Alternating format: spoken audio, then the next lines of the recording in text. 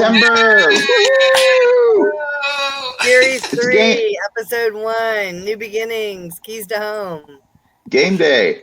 Yeah, Game day. right? Yes. Woo! Mark's hiding his rep. There he goes. I got my hat on. When I put my hat on, I look like I don't know. I don't like it, so I'm taking my hat off. I even take the glasses off. Got a new haircut. We called Good. episode 1 New Beginnings. There's a lot of. We'll start on the far left. I mean, we've had a Yeah, we've had lot a of, little bit of a break. What's been going on with everybody? Mark, you started off. you know. Well, what started off for me on July 31st was an unfortunate, some medical stuff that happened. I had no indication that anything was wrong, and then July 31st, I lost some blood, and in areas that men don't lose blood. Okay, Yeah. That led me to immediately calling the doctor and getting in to see him. By that Saturday, that was on July 31st. By that Saturday, I was passing blood clots, and which was extremely alarming. I had a trip to come back to Nashville on that Sunday. Went in, got an ultrasound, talked to my doctor about what's going on. Am I safe to go over to Nashville? Got the ultrasound done, drove over to Nashville. That Monday morning, he called me and said, "You need to get back to Dallas as soon as possible." And so, long story short, I was diagnosed with stage 3 renal cell carcinoma, which is a kidney cancer. And my right kidney was 50 to 60% consumed and no longer functioning. And I had it had spread to my renal vein. We did a whole lot of tests. Long story short, what happened for me was everything. It came back as localized. It had not spread past that. So on August 15th, 16 days after this started, my right kidney was removed along with the part of the renal vein that had been consumed. My doctor came out and said, "We got it all out." I'm in recovery right now. It's about a 6-week recovery time frame. So I'm 4 weeks into that recovery, and I since then, to finish up, joined the National Kidney Foundation, and I'm going to bring a whole lot of fight to the fight because that's scary. Even now, as I'm talking, I still am emotionally processing it. I bet. And what life will be like for me over the next however long. So there's a fight, and one thing that I can say, and this goes to how I coach. I'm going to tie it back to my coaching and to my clients. Whether it's debt that I faced, whether it's cancer I faced, neither one of these gets a seat at my table. And if you think that is going to have a chance to sit down and eat at my table, no, it doesn't. And so I want to bring that same fight, that same kind of tenacity and perseverance and discipline and commitment to people that are receiving diagnoses like this and feel like there's no hope, or they feel like they don't know what's going on. I want to walk with them in this. And then from the coaching perspective, bring those same levels of discipline, perseverance, and tenacity to whatever challenges you have. The fact of the matter is, neither one of these things gets a seat at my table. And as long as I'm helping and I'm here to help, I'm going to bring as much hope to someone else as I can possibly bring. That is my new chapter, and that is my new call. And thank you for sharing that with us. Yeah. And I think that it's funny because I think hearing that you have cancer is probably in our society, in our era, is probably one of the scariest things you could hear. Oh, But it's funny too because debt is an incapacitating fear as well. And I do think that the way you're going to be able to handle and tackle that, there is some similarities of like, okay, this is what we got to do. We don't have a lot of choices, or here are our choices, and which of these are we going to do? Which are we going to go? Which are we going to tackle first? Because I know that you and I have talked, and thankfully, first off, that you're here and things are well. It's one of the, I don't want to say better cancers to have, but more treatable and attackable. And so, okay, now I know you've done the operation and you're cancer free, but you and I talked about, okay, this means a change in some of the diet things because now I don't have this part of my body that processes things. This means a change in this. I know that we're going to do probably an episode on medical debt and medical insurance. And because that is one of the number one reasons that people get into really big financial difficulties, aside from just not having a budget to begin with, I would say that that would be the next kind of unexpected swipe. With the budget, you're having bills, but you don't know, so everything is unexpected. So if you've got a budget, the next thing that kind of knocks the pins out from under you, aside from like your industry being let go with a job, I would say is an unexpected medical of like a bigger proportion. So, first of all, I'm really glad that things have gone the way that they have and that you're here and that you are a fighter. And even if it had been a worse cancer to have, I mean, stage 3 is still pretty far along. I think it's mind-boggling that you had that and didn't realize that it was going on. It's crazy what can hide in our body. I know that you and I had mentioned that you felt a little tired, a little run down, some of those things, and you're still in a recovery, but have you noticed any change in that? So like in your energy levels? I mean, like I said, you're in recovery still, so who knows, but yeah, so we'll get into that in one of the topics, but to answer the question, I've already started the change in my diet, and that alone has I'm no longer tired in the afternoon. I might have a nap or something like that, just because I'm in my upper 50s. I think that's probably normal per se, but the diet, the amount of information that I've gained from where I was at with my diet to where I'm at now is night and day, and I am absolutely convinced that from what I've seen in our food, there is so much salt and sodium in our food that it is absolutely ridiculous. Yeah, I agree. By the way, I am coming to you today from Iuka, Mississippi, down here for a wedding, and I'm at Iuka. And there's a farm kind of across. It sounds like they're starting to mow, and there's some dogs, so I hope it's not too loud. Lance, you have had some big changes, not necessarily with health, but other things. Tell us what's going on in. Why are you passing it to the right? All right. Oh yeah. Pass the Dutchie. Yeah, as of 2 weeks ago, September 1st, for the first time in my life, I am completely 100,000% self-employed. I left retail mortgage lending after 24 years, and I am now a broker, which means I can provide loans as a broker or as a correspondent, and I have over 100 different investors I can work with. I'm working in my house. You can't see it right now. I've got this wonderful brick wall up behind me that's symbolic of some things. No, it's actually a screensaver that was in my iPhone. But I'll be working from the house, my brick and mortar now. Is it Iuka, Mississippi, or? Yeah, it could be. How do you say it again? Iuka? What? Iuka. And fun fact, there's an Iuka Avenue up at Ohio State. It's part of Fraternity and Sorority Row. Okay, how about that? Fun fact.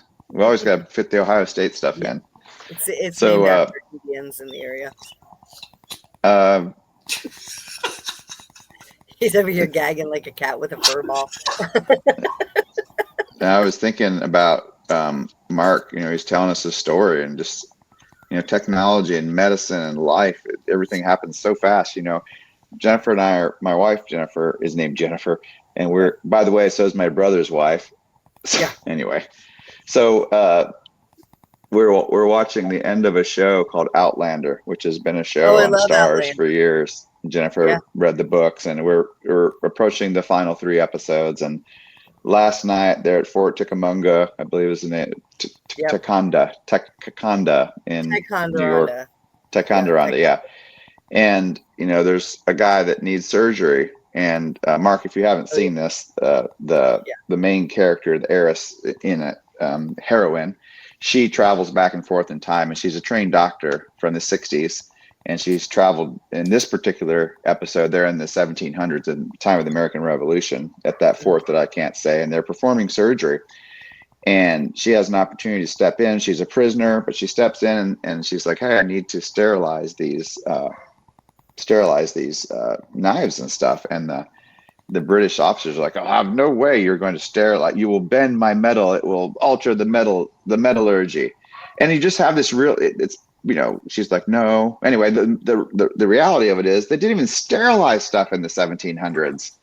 They just had a knife. And Mark, you're sipping a cup of coffee and talking to us, and if I didn't know that these things had happened to you, and I did know, and I know the emotional toll it had on you, it's amazing. So praise the Lord, and for technology, and I love I'm flipping it back to the left side here. I love that approach you're going to take. I'm not going to be beat by this. And we've talked in other episodes in the first 2 seasons about hope and helping people persevere. It's the most important step, is letting them know. It's one of the reasons I made a change from retail. Retail, the brick and mortar actually is symbolic. When I work for a company with 8,000 employees and buildings, when I worked for Regions, Regions has these in Indianapolis. On the tallest building in Indianapolis is a Region sign. That costs money. And in order to pay for that, we see you whipping your hair back there. Yeah, well, I had a bug. I'm outside. That costs money, and that's you have to. When you're a retail lender, you've got to make that money to pay for the brick and mortar, to pay for the 6 levels of management, to pay for the CEO's bailout umbrella or parachute, right?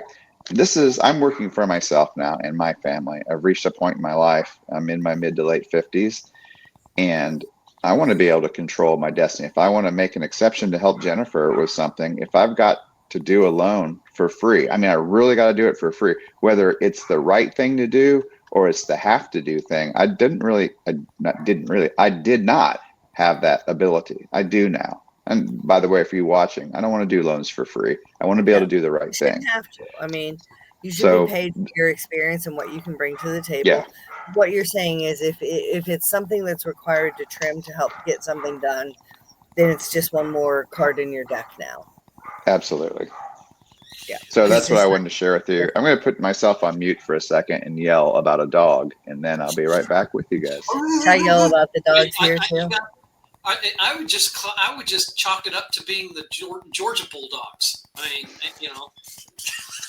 We're going to lose today. It's Saturday. We can theme everything towards a college team. Wait, I can't hear you, Jennifer. Oh yeah, I muted myself because of the farm dogs. So I haven't had as many changes as y'all in a way, but I guess I have had. So I have now gotten myself licensed and insured for the senior move management component of my business. And, as we've mentioned briefly, this is what I did prior to going into real estate. We're in our mid 50s. A lot of our parents are getting to that older stage. And so as a move manager, what I do is I come in and help people our age move their elderly parents, often into the family home, an assisted home, a townhome or a condo with less maintenance. Walk in and what do we have that we're taking to our new location? And then do a floor plan to help them figure out, does it all fit? And then what are we doing with what's not coming? What's going to this child? What's going to this family member? What needs to be sold? What needs to be donated? I don't run the sales myself, but I oversee the sale. I pack they're taking with them to their new home, and oversee the movers. I don't move it myself, but oversee the movers. And then if they're not moving in with family, I mean, if they're moving in with family, I can do this next part. It's just they don't usually do it if they're moving in with family. I will unpack, organize, make the bed. So you just kind of walk in and sit down, which really, the reason this is helpful for a lot of families is, first off, moving from a home that most seniors are in, they've been in for a while. So there's a lot of things. It's also very emotional. I've shared that, I went through a very long divorce, cohabitating. But when I moved out of that home, it was still a really emotional day, even though I was absolutely ready to get out of that house. But it was the house that I had raised my daughters in. It was the house that my sons came home from the hospital when they were born in, and they were raised in. So when you've got a family home, there's a lot of emotion. So if you have a move manager coming in, you can kind of bridge that gap, and the family can give each other the emotional or physical support they need while the process is able to continue. And sometimes it's the adult child who's having overwhelming emotions. And then if somebody is moving between states, there are senior move managers across the U.S. So you can coordinate with someone in Ohio or Texas or Florida, California, to do that end of it, and then someone do the end of it here in Tennessee. And then also with that, I do professional organizing. So I'm helping a client right now she's an artist, or she's working for her dad who's an architect, but she's an art teacher, was her profession before she had children. Her husband is in IT, and they have 4 children and 2 cats and a dog and something like this. They've got a great house, but they're not able to utilize much of it because there's not space. The space is being taken over. And so there's 2 kinds of organizers. There's the organizers who let's go out and buy a bunch of containers. And then there's the organizer who, let's get a process that works for you. And like in the case of my client, her as well as all of her children, because the children, the youngest is in upper elementary, but they're all contributing to the chaos.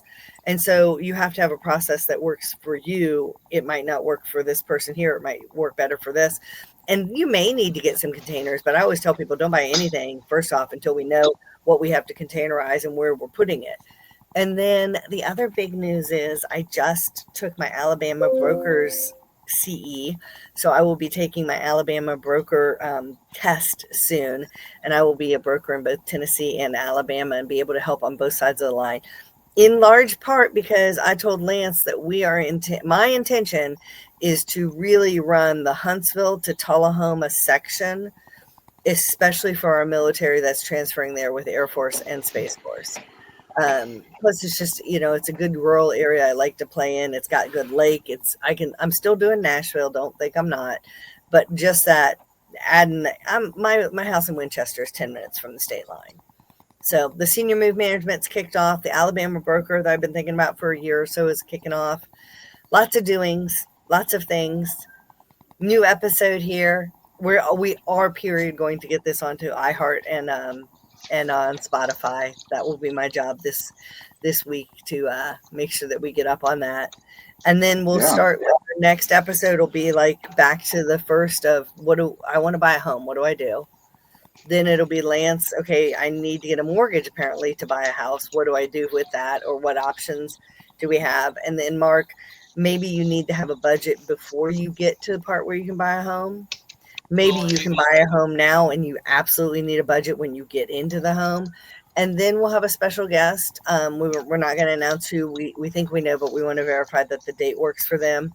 And then we'll go back through our episodes that we break down into more things. And special guest every other week, aside from the first, 3 or so. So glad to have Keys to Home back on. This might be a shorter episode. We haven't really talked about what's been going on in everybody's business this week. Does everybody want to share what's going on a little bit? Mark, why don't you start? I didn't hear what's going on with the business. What's been going on in your business this week? Yeah. So or this last few weeks. Yeah, so really we're honing in, or I'm honing in on, and I've come up with something as a result of the situation that I've been in, and trying to. It's in the initial stages, but I want to focus my coaching into coaching in chaos, and that is something that's the title of it, and now I'm defining really what is chaos. Well, I was not in, and I really like where you're headed with the stuff about being there for older people. Some of the things that I've experienced as a result of this diagnosis was I was not in an emotional state where I could make decisions, and Yeah. I was not in a good place at all, and still fighting through the emotional side of this. It may seem like it's normal, but there's a new normal. And so as a result of this, for me, I'm really honing in on coaching in chaos. What does that mean? And trying to bring a little bit of peace and hope and foundation to a whirlwind of chaos. My whole world was upended. The second thing is we launched a new. I launched a new website. Yeah, it looks great. Yeah, I'm super excited about the website. Throw that out there really quick. Tell everybody Oh, where to why don't find we it. look at it? Why don't we look at it? I can bring it up. Oh yeah, we can bring it up for a minute. What's the Yeah. site? And while you're doing that, Lance, the coaching in chaos. I mean, when I do organizing, if your home is unorganized, it's often because there's a lot of internal unorganized as well.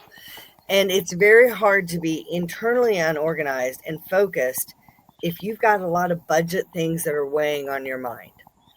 So, and it's very hard to make a career path plan when you have so much spaghetti of options in front of you. So I think that inherently, when you are coaching, there is going to be chaos that you're fighting through. Absolutely. With what kind of coaching you do. Well, and when I say chaos, there's different levels of chaos. What you just described is where do I? It can be chaotic when you're thinking about where do I start with all of this, and so right. Like I said, the second thing is the website, and then the third thing that prior to everything that my diagnosis. We put, I keep saying we. I'm talking about me and my dog, but I created an employer-sponsored wellness program that we'd really like to go out and talk to and provide financial and career coaching to businesses, and so. That's the third thing that we did. I've already had two companies that are interested in learning more about the employer sponsor program, and so I'm gearing up for that. I'm excited about that. Yeah, and again, let's take a look at it. On the surface, it makes sense that an employer would want their employees to be physically and budgetarily and career focused and not confused. All right, so this is. Oh yeah, can you play his video? Yeah, I should be able to. Let me reset it. If you just hover over the video, it should start. So we might not be able to get the volume on it. I think the volume's on the bottom right when you hover over it of the video screen. Maybe, I don't know. It just turns it off, so it doesn't want to come through for some reason. Oh, there it is. Yeah, click that. So I'm going to mute because I got a lawnmower coming behind me. And that was really just an introduction of and foundation of where perspective from where I want to coach. And then if you click the schedule a session, that will take you down to each one of the types of services that I'm offering. There you go. So you got financial coaching, career coaching, and employee-sponsored wellness program. So just to book, all they have to do is click there, brings up a form. Yep. And they get you set. Look at that. Schedules the time. Then you come in the morning, you're like, hey, I got a call. That's outstanding. I like that. I like the new logo too. Yeah, I gotta get that over to you. The logo is really cool. So what do the two green slices mean? if you look at it, it's kind of like we are at it, the line underneath the spire is you're kind of just moving along, and then something happens, and there's a transformative moment. And so that first line up represents, okay, I want change. Where I'm at right now is not where I want to be, and so that first line up is the change. Well, Sure. during that change, there's times when we have setbacks, and there's times when we may lose a fight in the bat, but that doesn't mean we lost the war. So the second line indicates we may have some struggles as we go through it before we go up even further. And that was the basis. That's great. Yeah. Now, Jennifer, I don't know if we've ever talked about your logo. Well, we'll talk, she's got us on mute, but is there anything else I can show people on the site, Mark?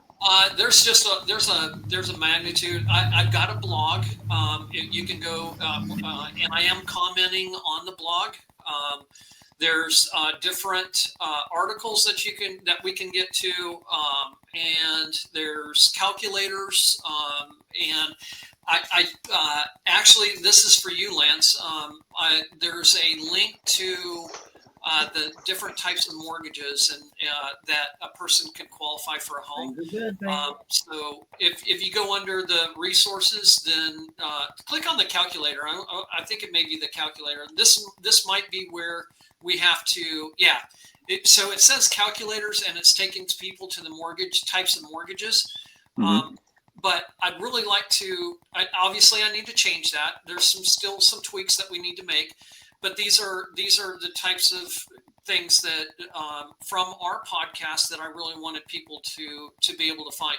I'd love to be able to reference back to your site and link something to your site. Thank you. I need to redo that. That's a work in progress. Honestly, I mean, Jennifer pointed this out to me. I haven't even changed anything on LinkedIn or, I tell the viewers out there, interest rates have plummeted. I want to be careful in telling people, well, I will tell them, I'm locking rates. I locked an interest rate reduction loan today at 5.6. Nice. Yesterday at 5.6. I've got a purchase this morning, FHA at 5.6.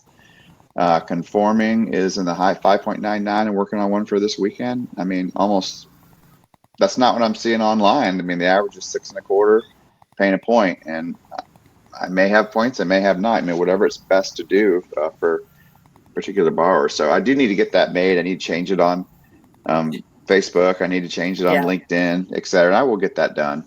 Lots of rebranding. Yeah, this is an amazing website. Mark, I'm really impressed. And it's professional. It's flowing. It's not complicated. It's beautiful. It's got the colors. Whoever designed it, I mean, I'm sure you designed it, but the people that helped you do it did a great job of keeping what you wanted to have about Mark. Yeah, I love this. Yeah, it took us a long time to. Well, it took several months and working back and forth. And the guy that designed it, his name's Bailey Newth at Trust Design. He's fantastic, and we just met on a regular basis. We kept tweaking and adding. And if you go to About Mark or About Me, I think we have the foundations and the beliefs that I coach Mm-hmm. on. Yeah, they are. Yeah. Nice. Yeah. So there's some tweaks that need to be made, but I absolutely love the website. It's really good. So Jennifer, there's your logo. Yeah. Well, hold on. Just to clarify too, Mark, even during your recovery, you are still taking clients and doing things, et cetera, et cetera. Absolutely. I refuse to sit idle. This is the thing. This is the difference in I think my foundations, my core, what drives me is there is no anyone that feels like there's no hope. That doesn't exist in my world. We keep going at it. We keep fighting. We keep going forward. We keep pushing forward. And I'm a child. I'm a man of faith. Mm-hmm. And I'm driven by my faith. And the fact of the matter is, these things don't get don't get a seat at my table. And Right. if anyone's listening to this right now that needs help, needs hope, needs encouragement, I'll walk alongside you any day of the week to get you to where you want to go. Yeah. Good.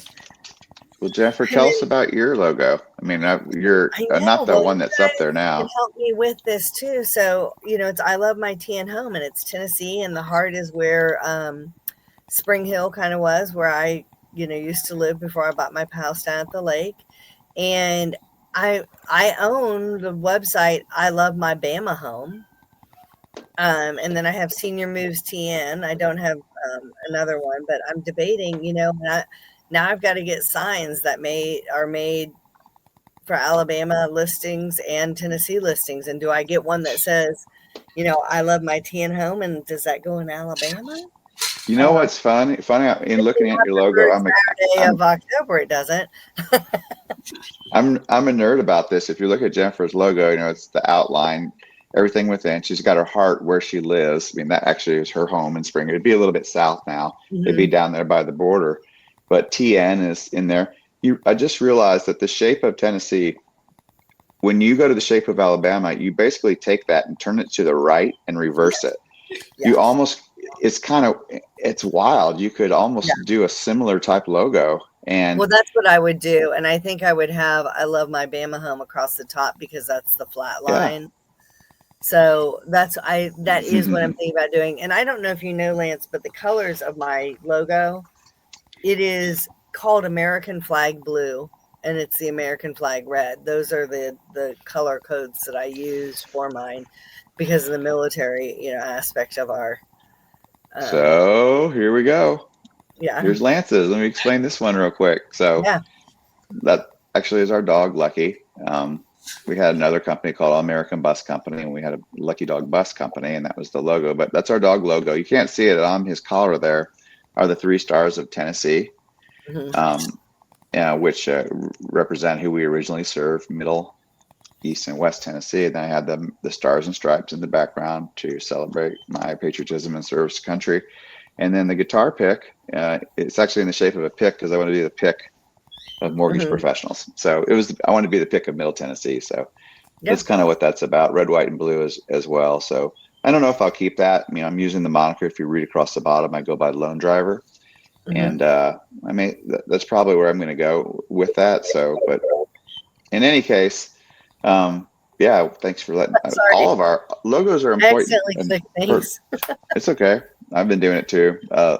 Logos are important because they tell a lot about where we're at and where we're going. And so we've all faced adversity. Jennifer, what's the stat? 75% of let her. Yeah. So, okay. So 75% of realtors have not closed a transaction in the last year. Jennifer, however. Yeah. So 74% did nothing last year. Only 2% did 11 or more. So I was in the 2%. And we have new numbers. I don't have them out yet, but the last numbers were that a quarter of all realtors have gotten out of the business since 2023. October 2023 was the height, and it's dropping. But also, it's the NAR numbers, which is National Association of Realtors, have come out, and those numbers are really down. But this is the first year that so there's a difference between a real estate agent and a realtor. A real estate agent is someone who's licensed to sell real estate in the state of Tennessee or wherever. A realtor is a copyright designation from the National Association of Realtors that you are held to an ethical responsibility. You have to be a realtor in the National Association to access the MLS. So real estate agents tend to be more commercial because they access theirs that way. Not that they don't have their own code of ethics, but this is the first year that starting in April, you did not have to be a realtor to access the MLS. There's different fee structure and due structure based on that. But I think that a lot of realtors are going to go back to just being real estate agents. So the number where you see the National Association of Realtors numbers going down, I'm not sure that means there's less real estate agents. But as far as licensed real estate agents, they have gone down by a quarter since October of 2023. That's a lot of people who have been in the business saying, I'm done with this. COVID was a mess. The new market is very difficult too. It's a lot of people who are like swanabouts, do 1 transaction, 2 transactions a year. And there's a lot of fees and dues for this. It used to be that everybody knew 4 realtors. Now apparently you know 3. And hopefully the 3 that you know are ones, you know. Jennifer, I think it's going to be a lot more than that. I just think the numbers haven't. Those numbers are probably based on renewals of annual dues, and my business, the word is it's 90% of us are gone. So it will be very interesting to see. It is, hey, new beginnings. I'm excited about it. I think we're all the same age. Not going to say the number. The other thing that speaking of new beginnings, the other thing I'm seeing a ton of is those first-time buyers still. We've got another one under contract. I had a call from one this week that, they're getting ready to get married and they want to buy a house. So I, thank God, keep listening. The young ones especially, and not even necessarily young. We've had 45-year-olds that have bought their first home. Post-divorce, I'm seeing, quite a bit of that they're getting into situations where, okay, now I'm going to buy a home or what have you. So I think it's going to be busy. It feels like it's about ready to kind of bust open. Rates are tanking. They're going to drop next week out the bottom. I don't think that's going to happen. No. I think it's already been priced in. I think that, if anything, I think it's going to go up. And sometime we need to talk about what's the difference between an interest rate drop and mortgage-backed security drop. I'd love to. It actually affects that. I mean, now I can get out the whiteboard and do the thing, because the whiteboard. Can I wear a professor? Yes. Yeah. I think that's a really good idea. Because really, I think it would be a great idea to point out what the difference, because everyone, and I'm just throwing it out here, and you guys can speak to this, but how many people talk about, I'm not buying a house because the interest rate's too high? I think it would be great to actually lay that out and what a difference of maybe a 1% versus 2% versus, the current rate, and show really what the we'll have Professor Lance tell us what actually makes an interest rate. I would love it. And then we'll have Professor Lance show us, if it drops by this much, what are you paying? Like, because we've done it in the past. Okay. Like if you're renting, how much are you, by the way, we always say this, but what amount of rent is interest? And I tell people it's 100%. They're like, well, what are you talking about? I said, because you're paying 0 towards your equity. Therefore, 100% of what you're paying is interest. You're paying interest only. Now you're not. You're paying someone else's mortgage. And they're like, oh, I can't afford a mortgage. I'm like, well, you're already affording somebody's. Yeah, I mean, make it yours. Right, exactly. And most of the time, the rents are probably higher than what the mortgage actually is. Generally speaking, I think they're tipping to even at the moment, but again, it's about having that equity growth. I think it's probably time to start towards wrapping up too. Next week we'll talk through the steps of home ownership, and then we'll go into lending, and then we'll go into budgeting, either before or after, or both, of home ownership, and then special guests, and kind of move from there. And of course, obviously, if anybody has questions or comments along the way, that they send in, we'll answer those too. All right. So I think it's been a great one, guys. Yeah, we're going to go fishing and watch some football. Shit, I'm going to watch a lot of football. Shoot. Hook 'em horns, baby. Where's my thing here? Go Buckeyes and go Vols. Well, I got my hat on here. It kind of makes me look like a turtle. Hello. I don't want to see any down horns coming through your screen there, Jennifer. Right. Yeah. Sorry. All right. Well, everybody have a great weekend. We'll see you guys. next episode. Sounds good. Take care.